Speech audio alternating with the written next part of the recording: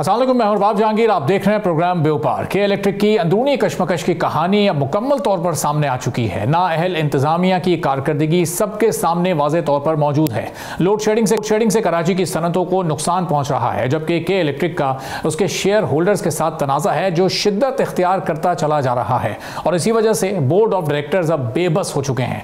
इस पर सितम यह है कि हुकूमत और नेपरा की कमज़ोर गिरफ्त होती जा रही है। ये सब कराची के शहरियों पर एक अजाब की सी सूरत हाल मुसल्लत किए हुए है कि होल्डिंग्स जो अक्सरियती शेयर होल्डर कंपनी है उसकी जानिब से बोर्ड इलेक्शन की फौरी तौर पर दरखास्त ये जाहिर करती है कि कंपनी की ओनरशिप और इसका कंट्रोल अब तनाज़े का मरकज बन चुका है।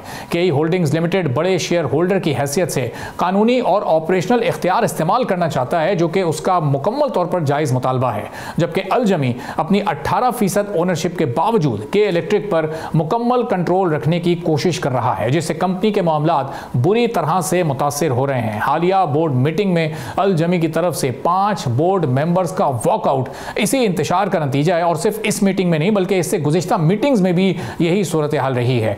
अब इस सूरत हाल में इंतजामिया खासतौर पर के इलेक्ट्रिक के जिनसी हैरसगी केस के मुर्तकिब CEO मोनिस अलवी की कारकर्दगी को शदीद तनकीद का सामना है। और क्यों ना हो, मोनिस अलवी के दौर में बिजली पैदावार बढ़ने के बजाय कम होती रही है। लोड शेडिंग ना खत्म होने वाला अजाब है जो 20 सालों से मुसलसल जारी है और पिछले 7 साल में यानी मोनिस अलवी के टेन्योर में इसमें भी वाज़े इजाफा हुआ है। फिर कॉपर के तार बेचकर सिल्वर के तारों से लाइन लॉसेस में इजाफा और अरबों की कमाई इसके जरिए कोई ढकी छुपी बात नहीं है। रिकवरी और बिलिंग जैसे बुनियादी उमूर में बेहतरी ना आना भी मोनिस अलवी के दौर पर एक बड़ा सवालिया निशान है। साथ ही हैरेसमेंट के इल्जामात और टैरिफ से मुतालिक गैर शफाफ बयानिया मोनिस अलवी की साख को मजीद कमजोर करता है। के इलेक्ट्रिक की नाअहली के मामलात यहाँ पर नहीं रुकते। नेपरा के हालिया मल्टी एयर टैरिफ का फैसला जिसमें ₹7.60 फी यूनिट कमी का ऐलान किया गया, के इलेक्ट्रिक की इंतजामिया ने इस पर जो रद्दअमल दिया वो इंतहाई मुज़ैका खेज था। इस बारे में जमाते इस्लामी के इमरान शाहिद जो उनके के इलेक्ट्रिक सेल के इंचार्ज भी हैं, उन्होंने क्या गुफ्तगू की हमारे प्रोग्राम में, ज़रा मुलाहिज़ा कीजिएगा। जब नेपरा ने जो है के इलेक्ट्रिक का टैरिफ रिवाइज किया था, जिसके नतीजे के अंदर जो है वो ₹7.60 फी यूनिट इनके टैरिफ के अंदर कमी की गई थी, बल्कि ये कमी नहीं थी बल्कि करेक्शन की गई थी, जो नाजायज़ तौर पे जो इनको इनके प्रॉफिट को एक प्राइवेट और एक निजी कंपनी की जो नाअहली है और जो बैड परफॉर्मेंस है उसको टैक्स पेयर के पैसे से पूरा करने की जो कोशिश की गई थी, जिसको नेपरा ने करेक्ट किया है। अब इस लिहाज से मुल्क भर की बिजली डिस्ट्रीब्यूशन कंपनीज की कारकर्दगी जो अभी तक प्राइवेटाइज नहीं हुई हैं वो उनकी कारकर्दगी बेहतर है। के इलेक्ट्रिक की महंगी बिजली, कम रिकवरी, ज़्यादा लॉसेज और सार्फिन पर गैर मुनसिफाना बोझ साबित करते हैं कि प्राइवेटाइजेशन के बुनियादी मकासद ही पूरे नहीं हुए। इस मामले पर साबिक चेयरमैन लेस्को मुजाहिद परवेज़ का बयान भी बहुत अहम है। उन्होंने क्या कहा, ज़रा ये भी देखिएगा। इसको प्राइवेटाइज किए 20 ईयर्स हो गए। To be very brief, privatise किया क्यों था कि जी नंबर 1 गवर्नमेंट को बहुत ज्यादा सब्सिडी इंजेक्ट करनी पड़ रही, नंबर 2 इसका सिस्टम डिटीरियोरेट हो चुका है, इसकी डिमांड बढ़ रही है, इसकी इतनी बड़ी इन्वेस्टमेंट चाहिए तो नया इन्वेस्टर आएगा, वो इन्वेस्ट करेगा, वो इसके सिस्टम को अपग्रेड करेगा, ओवरऑल करेगा, इसके एनर्जी मिक्स को बैलेंस करेगा, वो बिजली की जनरेशन नीचे लेके आएगा, जैसे लोगों को रिलीफ। प्राइवेटाइज के बाद गवर्नमेंट को सब्सिडी देना गवर्नमेंट ने बंद कर दी। नहीं, अगर ये टैरिफ रिवाइज ना होता तो साल की तकरीबन 890 बिलियन इनके मल्टी ईयर टैरिफ के पीरियड में साल की 127 बिलियन सब्सिडी गवर्नमेंट ने दी। तो हुकूमत 20 साल बाद भी बिलवास्ता सब्सिडी के जरिए के की कमजोरियां का बोझ आवाम से वसूल कर रही है और मौजूदा हालात में सबसे बड़ा खतरा यह है कि अक़लियती शेयर होल्डर्स की हठधर्मी कंपनी के ऑपरेशनल फ्रेमवर्क को मजीद ख़राब कर देगी। इसीलिए सिक्योरिटीज़ एंड एक्सचेंज कमीशन और पाकिस्तान स्टॉक एक्सचेंज का फौरी मुदाखलत करना इस मामले में अब बहुत ज़्यादा ज़रूरी है। अलजमी ग्रुप की बदमाशी का एक सबूत के होल्डिंग्स लिमिटेड के ख़त की सूरत में भी हमारे सामने ही मौजूद है। के होल्डिंग कंपनी की मौजूदा सूरत हाल पर यह गहरी तशवीश है। के होल्डिंग जो के का हकीकी अक्सरियती शेयर होल्डर है, उसने बड़ा वाज़ेह तौर पर मौक़िफ़ इख्तियार किया है कि सीनियर मैनेजमेंट की मुसलसल गलतियों के साथ नाकाम हिकमत अमली और गैर जिम्मेदाराना मीडिया लीक्स की वजह से ख़राब ऑपरेशनल नताइज कंपनी को डुबो रहे हैं। मौजूदा इंतजामिया और मोनिस अलवी रजीम ने गैर ज़रूरी कानूनी जंगों से कंपनी की सभा करके रख दिया है। इस बारे में भी इमरान शाहिद साहब ने हमारे प्रोग्राम में गुफ्तगू की। उन्होंने क्या कहा मोनिस अलवी के बारे में, ये भी मुलाहिज़ा कीजिएगा। जो मोनिस अलवी साहब हैं, ना ही जो है वो तो इखलाकी जवाज़ भी खो बैठे हैं और प्रोफेशनली भी जो है वो इसका हक नहीं रखते, क्योंकि गुज़िश्ता यानी हम 7 साल की बात कर लें या गुज़िश्ता जब से भी वो इस कंपनी के CEO बने हैं, जो के इलेक्ट्रिक की बैड परफॉर्मेंस है, उसकी जनरेशन को देख लें, उसकी ट्रांसमिशन डिस्ट्रीब्यूशन के लॉसेस को देख लें, कौमी खजाना से हासिल की जाने वाली सब्सिडी को देख लें, बोगस बिलिंग को देख लें, और जो है वो रिकवरी की पोजीशन को देख लें ना वो। और जो फिर दूसरी बात, उन्हीं की जो कुलीग हैं और जो वो साबका जो उनकी जो कोवर्कर थी जिन्होंने जो उन पर इल्ज़ाम आयद किया, जो कि साबित भी हुआ, उसके बाद जो है वो इखलाकी हैसियत भी खो बैठे हैं कि वो के इलेक्ट्रिक के CEO की पोजीशन पर रहें। ना वो प्रोफेशनली और ना इखलाकी तौर पे उनको इस बात का हक हासिल है, लेकिन ना जाने ऐसी कौन सी कुव्वतें हैं कि जो है वो इस तरह की शख्सियत को जो है वो के इलेक्ट्रिक के CEO की पोजीशन पे अभी तक रखा हुआ है। अब अक़लियती शेयर होल्डर्स यानी अलजमी और डेनिम जो मजमूई तौर पर सिर्फ 30% के करीब शेयर रखते हैं, गलत तौर पर बोर्ड की तश्कील रोक कर पूरे निज़ाम को यरगमाल बना चुके हैं। अक़लियती share holder KESP Cayman Island में एक रजिस्टर्ड कंपनी है, जबकि कैमन की अदालत ने भी इनके इक़दाम को गैर कानूनी करार दिया है। KE होल्डिंग्स का कहना है कि कंपनी की बिगड़ती कारकर्दगी और हुकूमती सब्सिडी पर बढ़ते हुए इन्हिसार को रोकने के लिए फौरी तौर पर नया बोर्ड मुंतखब करना जरूरी है, जो 2022 से अक़लियती शेयर होल्डर्स की हठधर्मी की वजह से नामुकम्मल है। KE होल्डिंग्स के सोल डायरेक्टर कैसी मैकडॉनल्ड्स का कहना है कि उन्हें यकीन है कि नई लीडरशिप तमाम स्टेक होल्डर्स के साथ मिलकर एक बेहतर और मुस्तहकम कंपनी को आगे बढ़ा सकती है, जिससे यकीनी तौर पर बिजली के रेट में भी कमी वाक़ हो सकती है। इसके साथ एक अहम नुकता यह भी है कि मैनेजमेंट ने जानबूझकर SECP और पाकिस्तान स्टॉक एक्सचेंज को इंतखाबात के हवाले से आगाह नहीं किया, जो गवर्नेंस की संगीन नाकामी की अलामत है। इस अहम मामले पर हमने चेयरमैन SECP आकिफ सईद साहब को प्रोग्राम में आने और अपना मौक़िफ़ देने की दावत दी, जिसके जवाब में उन्होंने कहा कि वो मीडिया के सामने आना नहीं चाहते और इस पर बात भी नहीं करेंगे। Securities and exchange commission of Pakistan बतौर रेगुलेटर इस मामले को कानून के मुताबिक देखेगा, लेकिन अब उन्होंने ये नहीं बताया कि SECP ने गुज़िश्ता 3 साल में कुछ क्यों नहीं किया। वो रेगुलेटर के तौर पर मुकम्मल तौर पर गैर फाल आखिर क्यों रहा। खासतौर पर गुज़िश्ता 3 से 4 महीने में इस अहम मामले पर SECP की खामोशी हैरान कुन बल्कि किसी हद तक परेशान कुन भी है, क्योंकि कराची की शहरी ज़िंदगी बराह रास्त के इलेक्ट्रिक की कारकर्दगी से जुड़ी है। इसीलिए इंतज़ामी नाकामी के असरात सिर्फ बिजली तक महदूद नहीं रहते, बल्कि पूरे शहरी ढांचे में चेन रिएक्शन पैदा करते हैं, जिसमें सर फहरिस्त पानी की फराहमी का मसला है। Karachi water and sewerage corporation की पंपिंग स्टेशन पर बिजली की लोड शेडिंग से आधे शहर में पानी की किल्लत हो जाती है। दूसरी तरफ जहां के इलेक्ट्रिक की जानिब से मुसलसल बिजली की फराहमी के दावे मौजूद हैं, तो वहीं पर सिविल, जिना और अब्बासी जैसे बड़े हॉस्पिटल्स में बिजली की गैर यकीनी सूरत हाल के बाइस जनरेटर्स पर इन्हिसार करना पड़ता है। बिजली की लोड शेडिंग कराची की सनतों की तबाही की जिम्मेदार है। सनतें जो पहले ही माशी दबाव में है, बिजली की कमी ट्रिपिंग की वजह से प्रोडक्शन कम करती हैं, जिससे कॉस्ट ऑफ प्रोडक्शन से लेकर गैर मुल्की इन्वेस्टमेंट का शहर की पैदावारी सलाहियत पर यकीन नहीं रहता। यूं ज़र मुबादला पर भी के इलेक्ट्रिक की नाअहली एक कारी ज़रब लगा रही है। लोड शेडिंग से शहरी ज़िंदगी में मुश्किलात अपने अंदर एक अलग कहानी को समेटे हुए हैं। के इलेक्ट्रिक की इंतज़ामिया की नाकामी सिर्फ एक कंपनी की कमज़ोरी नहीं, ये कराची के पूरे शहरी ढांचे के लिए ख़तरा बन चुकी है। अगर गवर्नेंस और तकनीकी सलाहियत मुस्तकिल तौर पर बेहतर ना की गई तो कराची की मईशत, आबादी और मुस्तकबिल सब के सब शदीद अदम इस्तेहकाम का होंगे। अब रेगुलेटर को इसमें क्या किरदार अदा करना चाहिए, जो कानून साज इदारे हैं वो क्या रोल प्ले कर सकते हैं, इस पर हम बात करेंगे। इस वक्त हमारे साथ मौजूद हैं सैयद हफीजुद्दीन साहब, जो चेयरमैन है स्टैंडिंग कमेटी फॉर इंडस्ट्रीज़ के। बहुत शुक्रिया हफीजुद्दीन साहब, प्रोग्राम के लिए आपने वक्त निकाला। अब एक तो जो रिवायती बिहेवियर है कि इलेक्ट्रिक का, वो कई सालों से हम देख रहे हैं कराची के शहरी इसकी कितनी बड़ी सज़ा भुगत रहे हैं। अब ये ख़त लिखा है उनके अपने मेजर स्टेक होल्डर ने, शेयर होल्डर ने, और SECP और PSX को वो जगाने की कोशिश कर रहे हैं, पाकिस्तान स्टॉक एक्सचेंज को, securities and exchange commission of Pakistan को, कि अब आप आएँ, अपना रोल प्ले करें, क्योंकि ये बोर्ड के इंतखाबात की मुद्दत ख़त्म हुए अब कई महीने गुजर चुके हैं और ये डिलेइंग टैक्टिक्स इस्तेमाल हो रही हैं। तो अब एक रिवायती बिहेवियर होता है हमारे ब्यूरोक्रेट्स का भी। अब आप क्या समझते हैं SECP का किरदार कितना अहम होगा इस पूरी सूरत हाल में? देखिए, ये इश्यूज तो मैं ज़ाती तौर पे मैं आपको बता रहा हूँ SECP से एक इसके अलावा भी 2-3 इश्यूज पे मैंने बात की। उनकी जो मतलब SECP को मैंने बताया कि जनाब आप जो इम्पोर्टेंट इश्यूज होते हैं उन पे आपको इमीडिएटली काम करना चाहिए, जो नहीं करते। और के इलेक्ट्रिक का इशू तो ऐसा है कि हम कराची वाले जो भुगत रहे हैं उसके बाद उनके हर मसले पे हम सेंसिटिव हैं।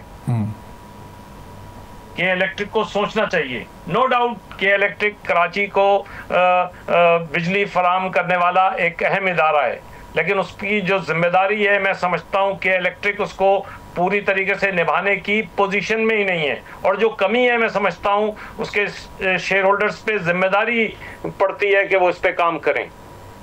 सही। तो अब ये जो मेजर शेयर होल्डर हैं जिनके पास अक्सरियती शेयर हैं, वो ये बता रहे हैं कि जी कंपनी पर इस वक्त अक़लियती शेयर होल्डर्स का कब्जा है और ये सारी नाअहली, सारी गफलत, सारी पुअर परफॉर्मेंस ये ज़ाहिर है इस वजह से है। तो वो हकदारों को उनका हक मिलेगा तो ज़ाहिर है वो बेहतर पोजीशन में होंगे काम करने की। अब एक CEO जिन पर मुतसिब का डिसीजन भी इस वक्त मौजूद है, जिनकी मुद्दत भी ख़त्म हुए अरसा हो चुका है, तो वो अब डिलेइंग टैक्टिक्स के ज़रिए करोड़ों रुपए वकला को खर्च करके और वो फीसें भर के, और वो अभी भी अपनी सीट पर मौजूद हैं, तो ये अब ये मामला कैसे बेहतर हो सकेंगे? देखिए, बेहतर करने के लिए तो मैं तो समझता हूं कि इस सारे मसले के ऊपर हमें सोच समझ के कोई मैं भी बहुत सोच समझ के कोई अपना राय देना चाहता हूं। मेरे पास सारे इसके बारे में जो सूरत हाल है पूरी मौजूद नहीं है, लेकिन उसके बावजूद मैं समझता हूं इन सारी चीज़ों को थ्रेश आउट होना चाहिए। प्रॉपर जो इदारे हैं उनको इस पर गौर करना चाहिए।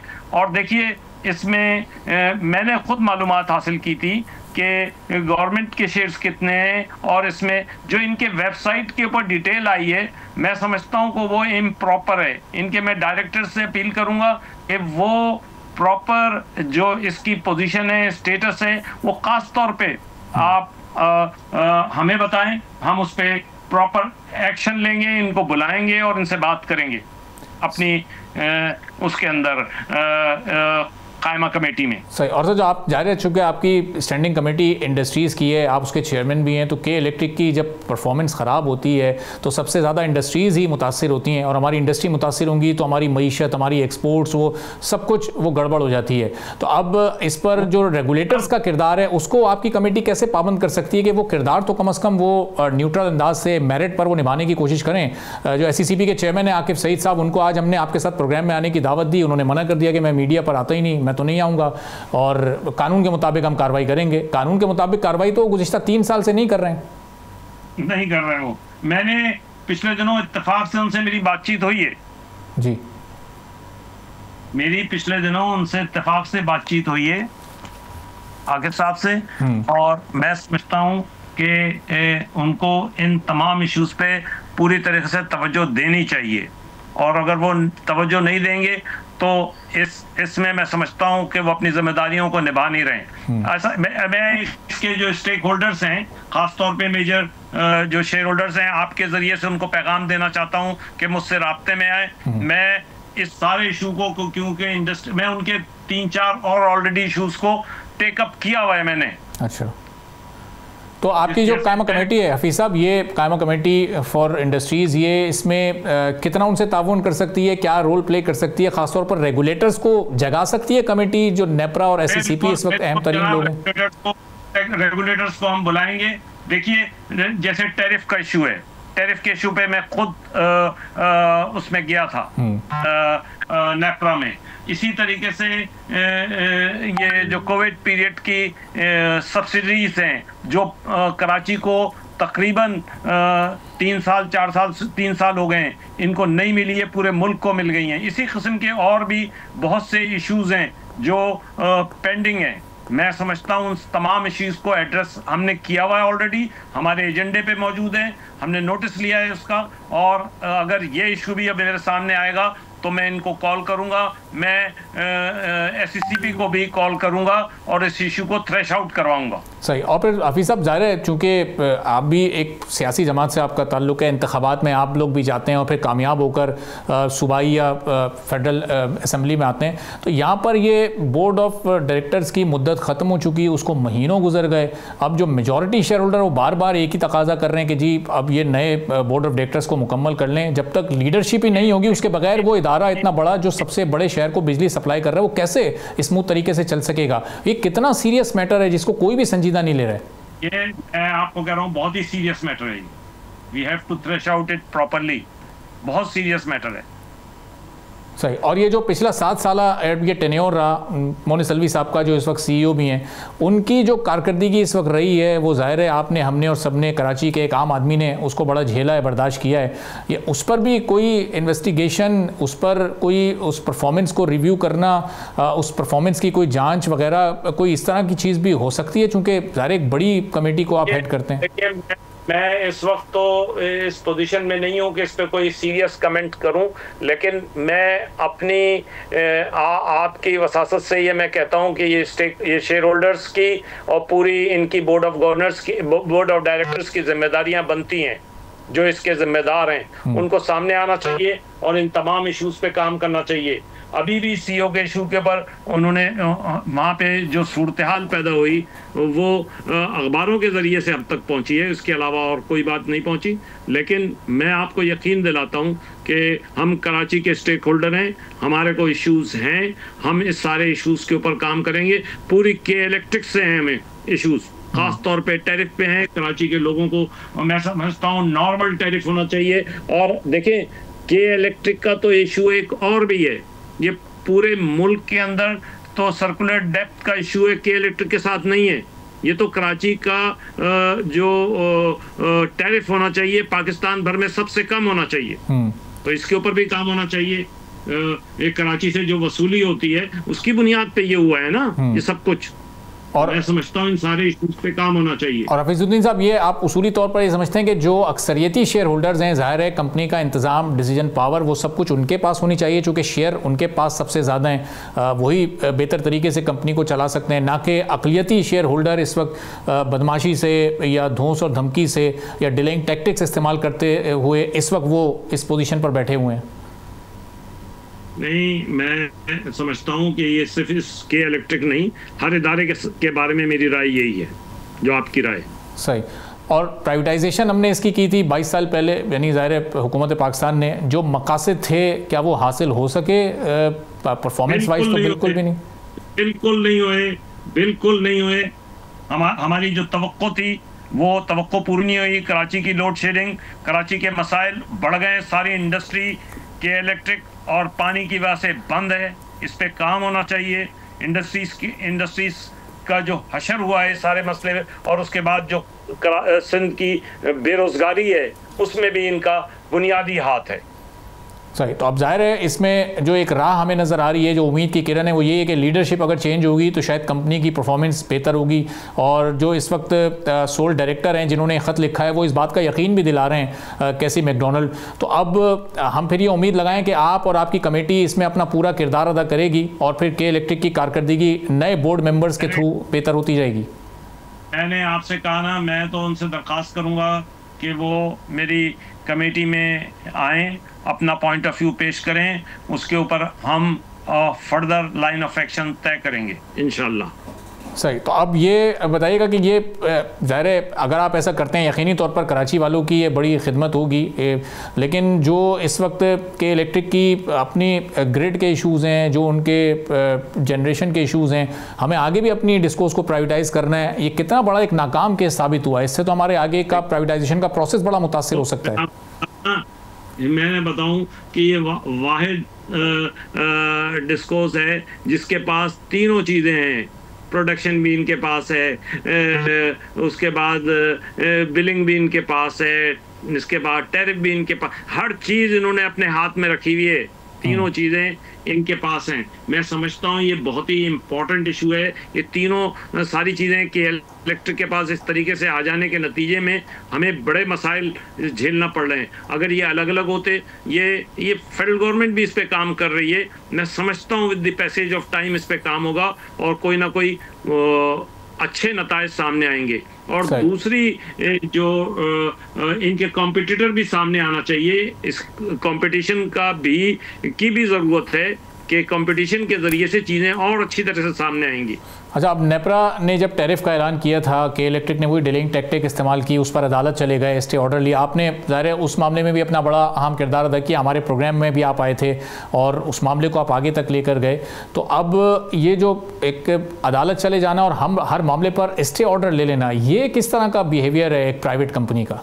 तो आपको पता है, मैंने तो अभी अपनी स्टैंडिंग कमेटी में इनके केसेस की डिटेल मंगाई है। आप सोच सकते हैं कितने केसेस होंगे जी? आपको पता है? हजारों की तादाद में होंगे यकीनी तौर पे।